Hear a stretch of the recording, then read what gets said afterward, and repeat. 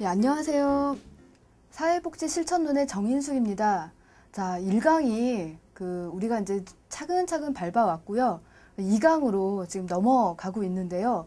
2강 안에서는요, 우리가 사회복지 실천의 어떤 가치와 윤리는 어떤 부분들이 있는지 그 부분에 대해서 오늘 집중적으로 2강에서 배우시게 될 텐데요. 사실 사회복지 실천론의 가장 중요한 축이다라고 할 수 있는 부분입니다. 사회복지 실천에서의 어떤 가장 큰 축은 가치와 그리고 지식과 그리고 기술입니다.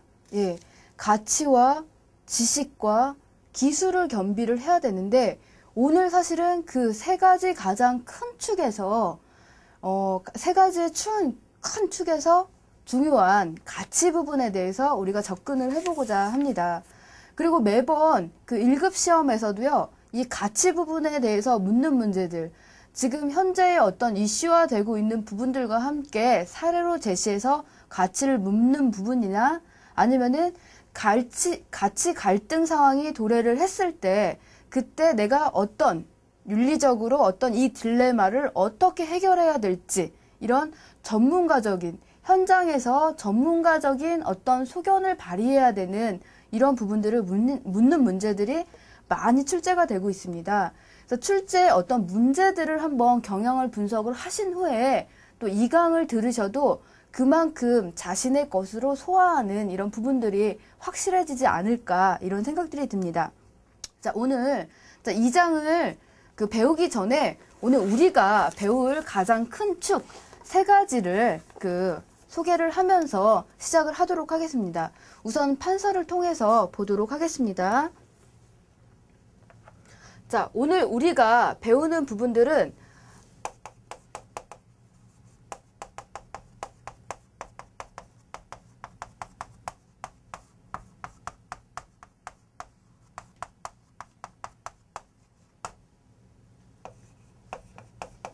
자, 2장 사회복지 실천의 어떤 가치와 윤리 부분에 대해서 오늘 집중적으로 다루게 될 겁니다.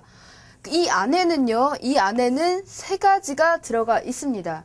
이 세 가지는요, 어떤 사회복지 실천의 철학적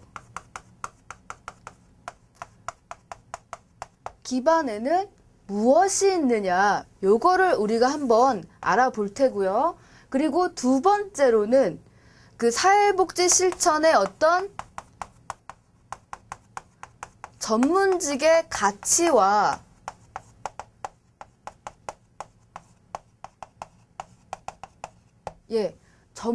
사회복지 전문가라면 알고 있어야 되는 어떤 윤리 강령에 대해서 두 번째는 살펴보고요.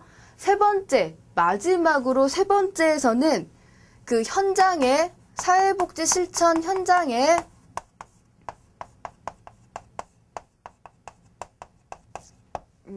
겪고 있는 어떤 가치 갈등 부분에 대해서도 한번 얘기를 하면서 여기에서 나오는 어떤 윤리적인 딜레마, 자, 이 부분에 대해서도 요즘 현 시세, 어떤 흐름과 상황을 같이 해서 그래서 사례를 통해서 우리가 한번 알아보는 시간을 갖도록 하겠습니다.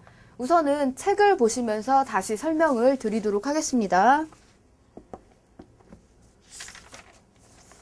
자, 교재 페이지 44페이지입니다. 우선은 우리가 사회복지 실천의 어떤 테두리 안에는 앞에 어떤 기반으로 세워져 있는 것들은 무엇이 있느냐, 그게 바로 우리가 집을 지을 때 기반을 닦고 토대를 차곡차곡 다져야 사실은 튼튼하고 훌륭한 집이 지어지는 것처럼 사회복지 실천을 현장에서 하기 위해서는 우리가 철학적인 어떤 기반이 우리가 무장이 되어져 있어야 현장에 나가서 클라이언트를 대할 수 있게 됩니다. 그래서 철학적 기반은 어떤 부분들이 있는지를 한번 살펴볼 텐데요.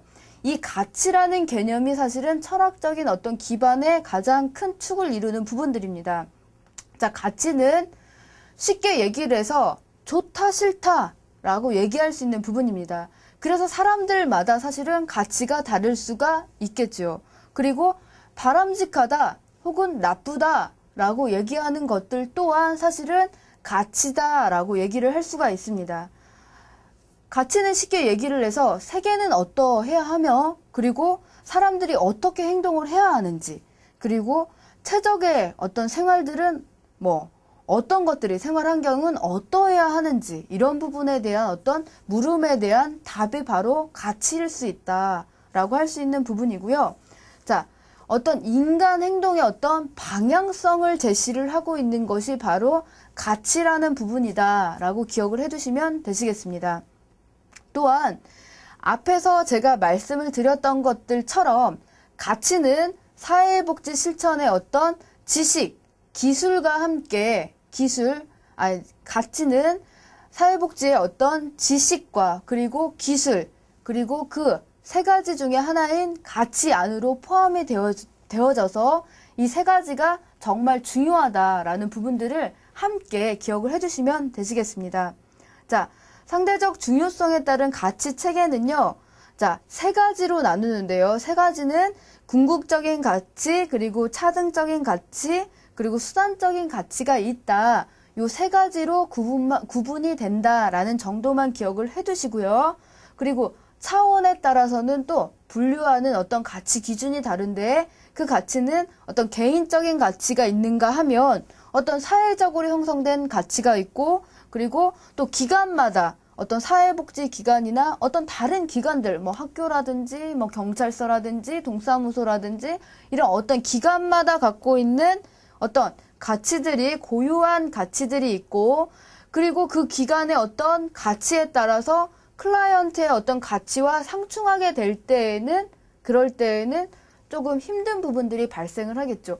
만약에 예를 들어서 자, 사회복지 시설인 그 미혼모 시설이 있다라고 할 때에는 이 미혼모 시설에서는 사실은 그 낙태를 합법적으로 반대하는 입장, 그러니까 그 미혼모들이 왔을 때 아이를 잘 출산할 수 있게 도와주는 어떤 가치로서 움직이고 있는 부분입니다. 그런데 미혼모 시설에 와서 어떤 클라이언트의 가치가, 나는 지금 아이를 낳을 수 없는 상황이니까 낙태를 하게 해주십시오 라고 얘기를 할 때에는 어떤 기관의 가치와 클라이언트의 가치가 상충하는 결과를 초래하게 될 수도 있겠습니다.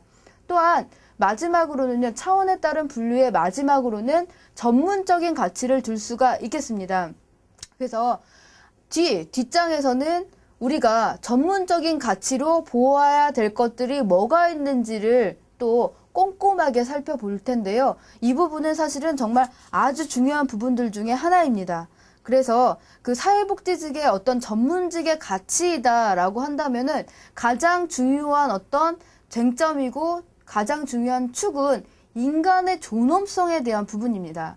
인간에 대한 어떤 존엄성, 그리고 이 수용, 비밀 보장, 이런 부분들까지도 클라이언트를 볼 때에는 전문적인 가치로 보아야 된다라는 부분입니다. 자, 사회복지 실천의 어떤 그 본질적인 가치로는요, 46페이지를 보시면은요, 본질적인 가치는 두 가지가 있습니다. 두 가지는요, 인간의 존엄성에 대한 존중과 그리고 배분적인 사회 정의를 실현한다라는 부분입니다. 자, 다시 한번 말씀을 드리겠습니다. 이 부분은 정말 중요하고요. 이 두 가지 본질적인 가치는 꼭 기억을 해두셔야 됩니다. 첫 번째가 뭐라고요? 인간의 존엄성을 존중한다라는 부분입니다. 자, 두 번째가 뭐라고요? 배분적인 사회 정의를 이루고 있다라는 부분입니다. 이 두 가지의 어떤 본질적인 가치를 잊지 마시고요. 자, 인간 존엄성이라는 것은 사실은 말 그대로 어떤 인간을 정말 존엄한 하나의 생명을 갖춘 존재로 인정하고 지지하는 부분입니다. 그래서 어떤 그 전문적인 어떤 직업을 가지고서는 클라이언트를 대할 때는 이 부분이 가장 큰 토대가 된다라고 기억을 해두시면 됩니다.